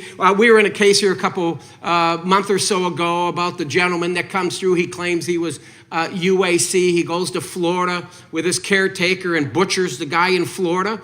I saw a picture of this guy. He had more chin whiskers than the witness next to you. He's 25 years old. He came in as an unaccompanied alien child. How does that work? How does that happen? Why don't we have more safety guards, safety rails down at our southern border? So we were able to establish this man or chief, any of the 380,000 UACs that have entered since Joe Biden took office were under the age of 18. How are we able to determine whether they're actually truly under 18? We really can't, sir. That's where a seasoned professional agent comes in. When they interview them, a lot of those inconsistencies you talked about come up in the story immediately. But the chaos that we have on the border today prevents the agents from having that amount of time. Yeah. The administration is yelling at them to process and move them down the assembly line as fast So when the Secretary Mayorkas gets on front of the camera and lies to the American people every other day, if not daily, and he says these people are vetted, is that a true statement, sir? They're vetted against a blank sheet of paper. There's no global database to vet them off of. Yeah. And what kind of a border check, what kind of a background check is done on these individuals? They're ran through a United States government, well, NCIC, which runs through criminal databases. But unless the individual's been in the United States, committed a crime here before, it's not going to be in that system. Yeah. You know, I've said it before, I'll say it again. This is number 3, I think, third hearing on the border.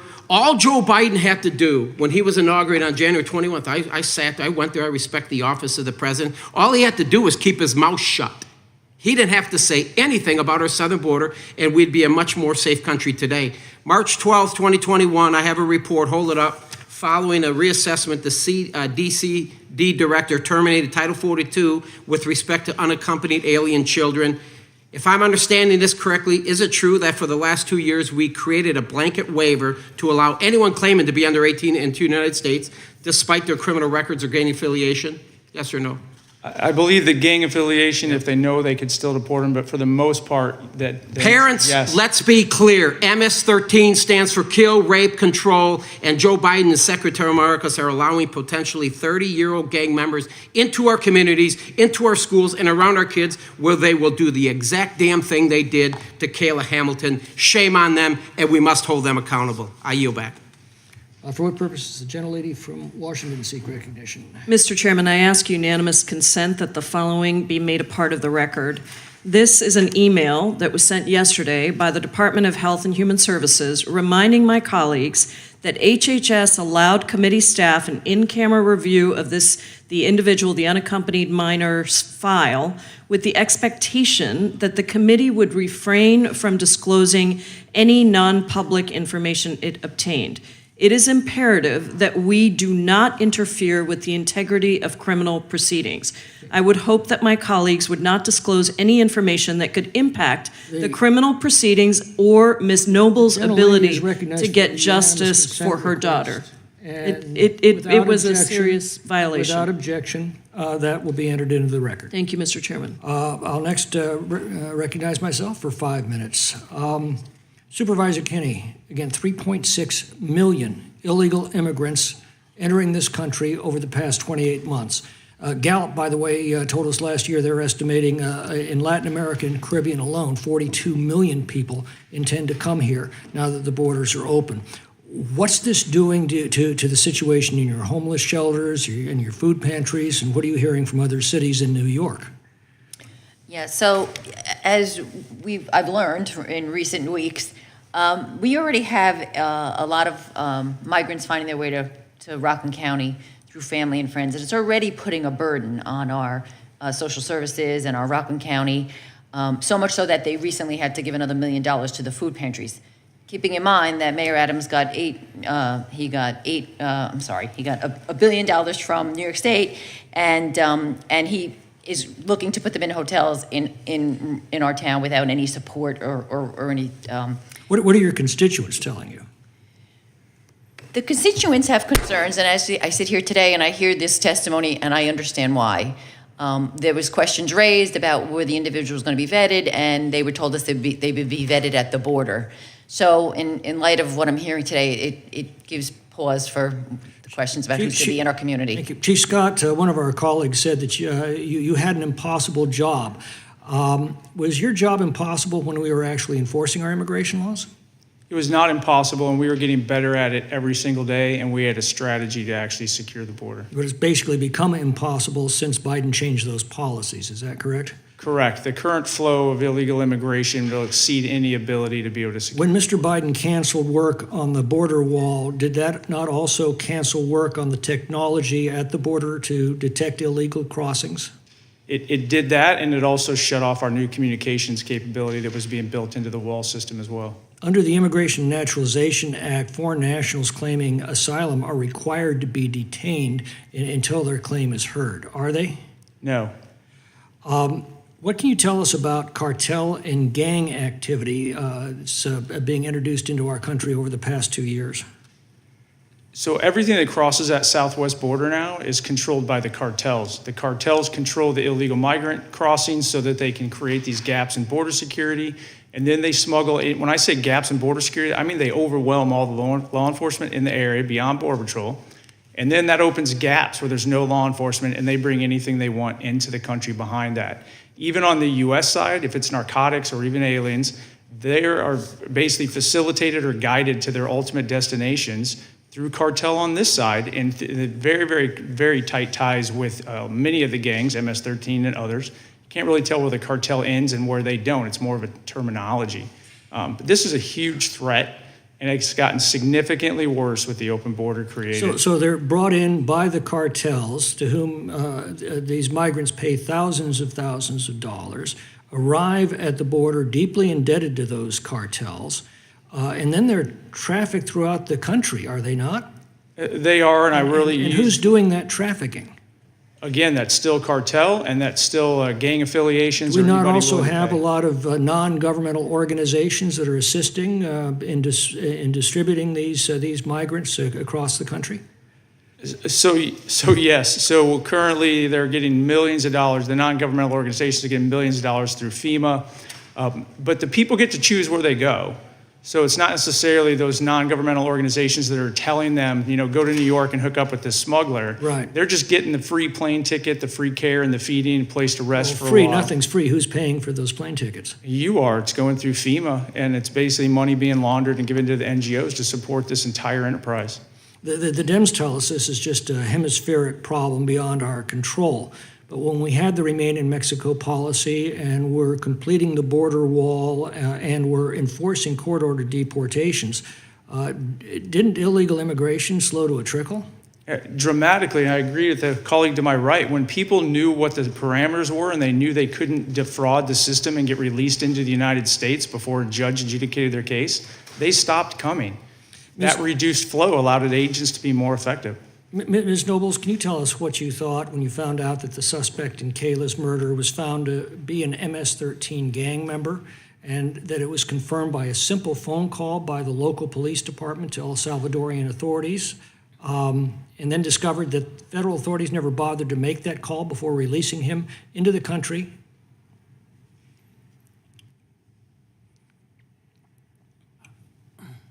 I was very angry about the whole thing. And what would you have to say to the organizations and officials responsible for the illegal entry, literally, of millions into this country over the past couple of years? It's unbelievable. Like, I'm really upset about how it was failed at the border and then allowed him to go with his aunt. And then it started right at the border and then it just went downhill from there. Thank you. Chair now recognizes Mr. Hunt, or no, Mr. Jordan. I thank the chairman. It seems to me, Chief Scott, the fundamental question that people are asking is why? Why is this happening now at this scale? It's certainly the question Ms. Nobles has about what happened to her daughter, Kayla. It's a question the supervisor, it's the question the American people have. Why is this happening at this scale? Is it because, well, let me, you give me an answer, Chief, what you think the why is. The short answer is catch and release. As long as people know they're going to be released into the United States, that is the prize. They don't care about all the rest of the immigration process. And until you change that fundamental incentive that now exists, you will not correct the problem, right? Correct. Correct. And this administration decided on day one. I think this is so important for everyone to fully understand. On day one, they decided they were going to stop building the walls you just talked about in your question in response to the chairman. They said, we'll stop building the wall. We're going to end Remain in Mexico, and we're going to release you once you get here. They made that decision on day one. That says it all. So people come, they say, you know what? We won't have to wait in Mexico. There's not going to be a wall to get over. And when we get in, we're going to get released to wherever we want to go. Who wouldn't come to the greatest country ever? Good people and a lot of bad people, right? And as a result, do you think that it seems to me this administration made an intentional decision to put in place policies that have led to everything we've been talking about this morning. Do you agree, Chief? I agree with that. All the conversations I was part of focused on expediting the release of people into the United States. They were adamantly opposed to detention. And when you bring in, as the chairman just talked about, 2 million who come here or encountered who were released, another 1.5 million that we know came, but we didn't actually get it. They snuck in somehow. They got in somehow. 3.5 million people. There are going to be some bad people in there. Statistically, that is guaranteed. Drug dealers, gang members, as Ms. Nobles knows about all too well, unfortunately, they're going to be there. And also terrorists. What's the number up to now? Like, we're close to like 100 people who've been on the terrorist watch list who've been counted on our border because of an intentional decision the Biden administration made on January 20th, 2021. Is that accurate, Chief? I believe that is accurate. What's the solution? The solution is to put back in place procedures that make sure that somebody has due process, but they don't get the prize until a judge adjudicates the case. You have to end catch and release, and you can do that through detention, or you can do that through something like the Remain in Mexico program. We want to let good people come to this country, legitimate asylum seekers, we want to let them in. But you know what our legislation did? It did what you just described. It said, when you come to this country, you will either have to wait in Mexico, or we will detain you while we evaluate your claim. And the Democrats say that's radical. That is common sense. And if we'd have kept that policy, Kayla may be alive today because we didn't, all kinds of bad things happen. That is what has to happen. And until the country understands that, the Democrats understand that, it is just so basic. You can't just let people come in the country. You have to evaluate their claim. And while you're doing it, they have to be detained or they have to remain in some other country before we let them come to the United States. That's the answer. That is the answer, and it worked. Worked before, it'll work again. We just have to have the will to put it back in place so that the bad things we see happening all over the country won't continue. Correct. That I yield back, Mr. Chairman. Chair recognizes Mr. Hunt. First of all, I want to thank the witnesses for being here today to discuss this very important topic that's facing our nation. To you, ma'am, Ms. Nobles, I am so sorry for your loss. We failed you. I'm so sorry that you lost your daughter, and I can assure you that you sitting here today means that she lives through you, and we will do everything in our power to make sure that her voice will be heard for the future to stop this foolishness from happening again. Thank you for being here, ma'am. I really appreciate it. Thank you. You might be wondering what this photo is behind me. This is a photo of a room in a plush New York City tent made specifically for migrants. There's Xboxes and flat screens everywhere, and every creature comfort that you could think of is in this tent. This tent is actually nicer than my room at West Point. I wish I had this stuff. My colleagues on the left often talk about the long, arduous journey to get to this country, and I ask you this. Why would illegal immigrants not make the journey to this country if this was going to be the end result? In this facility, they get free room and board, flat screens, 3 meals a day, free internet, and phones. This is the carrot that is bringing millions of illegal aliens to this country at a time when this country can least afford it. For the Democrats, migrants jump to the top of the list while Americans are consistently left behind. Mayor Eric Adams never thought the border crisis would make it to New York City, and now even he has to admit that the Biden open border policies have created a, quote, real-life humanitarian crisis. I say again, a real-life humanitarian crisis. Welcome to the party, sir. Let me show you a real-life humanitarian crisis in its America's cities due to Democrat policies, and America's cities have been crumbling long before President Biden opened the border. And now that every town that we know of, including New York City, is a border town, it's about to get worse. This is Philadelphia. These are not illegal immigrants. These are American cities currently living in abject poverty. And this situation is about to get worse. Greetings from Gary, Indiana. Or is that Eastern Ukraine? It's hard to say, but I can guarantee you that if this were Eastern Ukraine, the government would be printing as much money as possible to help them, but not our own American citizens. Not so good for the people of Gary, Indiana. And this is not the Dust Bowl or the Great Depression. This is yesterday. And our situation is about to get worse. It's been 3 months since a train derailment in East Palestine, and the people of East Palestine don't have the necessary resources to rebuild, and the community can't even drink clean water today. And like Philadelphia, Gary, Indiana, East Palestine, Ohio, is a part of the forgotten America the Americans left behind as Democrats provide the American dream to illegal aliens and not to our fellow Americans. I've got news for you. It's going to continue to get worse. We have San Mateo, California, in California's 15th congressional district. If some of my colleagues would spend more time in their districts instead of inside the Beltway, they would see the destruction that their policies are causing their own districts and their own towns. And perhaps then they'd have a different position on the southern border. And it's about to get worse. But wait, there's more. This is Redwood City, California. Or is it Tent City, California? Does this look like a country that's thriving? Does this look like a country that's equipped to handle a massive influx of millions more into this country illegally? I think not.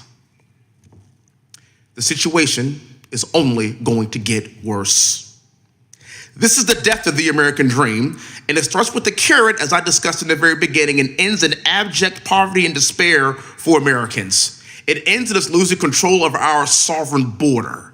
It ends with cartels running our sovereign border and killing our young people. It ends in fentanyl overdoses. It ends in crime. I'm a military guy by trade. I've never seen a derelict of duty like this in my entire life. This is insanity. And while we owe the American people an apology, we also owe them to do our damn jobs. Thank you so much for being here, and with that, I yield back. Thank you, ma'am. God bless you. Gentleman yields back. The chair recognizes Mr. Swalwell of California. Thank you, Chair. I'm proud to represent the 14th Congressional District of California. I'll tell the colleague of mine who represents the 15th that he should probably come and defend his great district because our two districts are some of the most diverse, wealthiest, most educated places in America. And one of the biggest complaints I have from my constituents is it's too damn expensive to live there because there's too much demand on housing. And so we've got a housing crisis, we've got a congestion crisis because of traffic. It doesn't look like a place that nobody wants to live, but certainly with open hearts and open minds, we're doing everything we can to address immigration in our country. What I hear from my colleagues in this hearing is more chaos, an appetite not for solutions, but an appetite to pander to grievances. They don't want to solve the problem. That's not worth anything to them politically. They want to stoke fear. When the Border Patrol seizes fentanyl at the border, God bless them, thank them for doing that.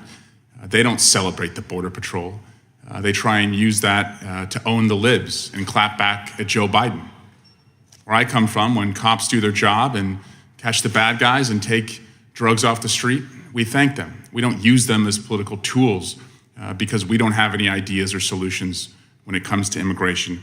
When they say we are a country of open borders, that doesn't recognize the thousands of Border Patrol agents who work on the border, work hard every day, and are trying to make sure we can secure the border. But what it does is it invites people to believe that the borders are open, and it invites more immigration to our country. Again, they don't want to solve this problem. If they wanted to solve this problem, they would have brought to the floor the comprehensive immigration bill from 2014, where 68 Republican and Democratic senators voted to secure the border, to put 20,000+ more border agents on the border, to have a pathway for earned citizenship, to take care of the dreamers who came here by no fault of their own. Republicans and Democrats voted for that.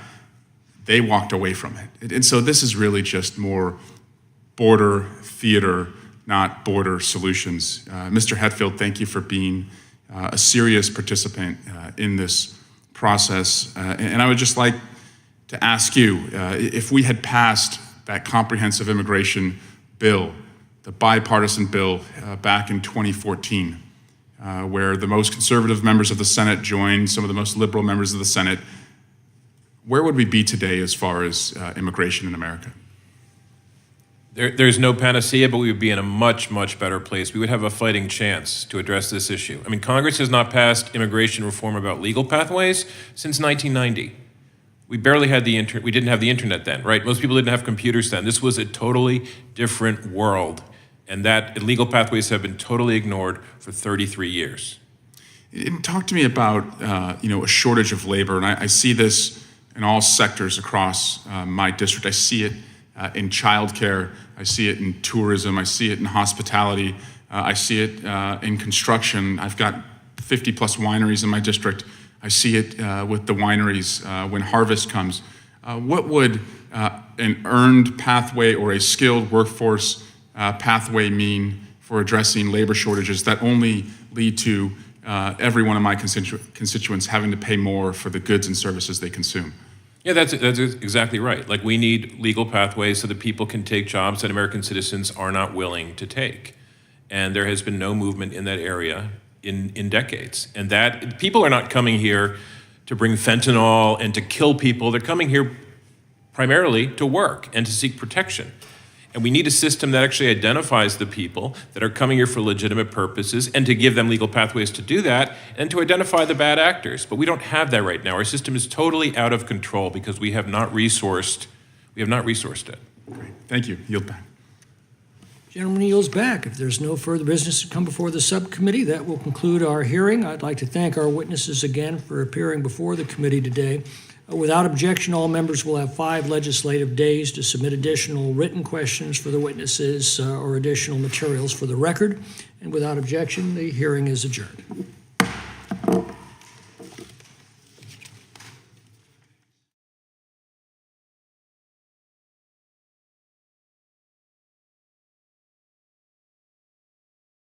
a Russian man claiming to hold top-level secrets about Russian advanced bombers has just turned up at the U.S. southern border, seeking asylum.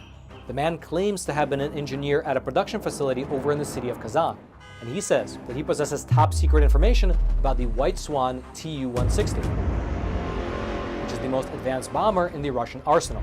U.S. border officials, they interviewed the man, and they determined that his story was in fact credible and eventually passed him off to the FBI, who are still in the process of interrogating him right now. However, analysts have pointed out that the fact that the story was even leaked to the public is an indication that perhaps the American government is encouraging other Russians who also hold top-level secrets to also escape to America. And if you thought that was interesting, well then you should click on that button below this video and check out Epic TV, one of the best no censorship video platforms on the internet.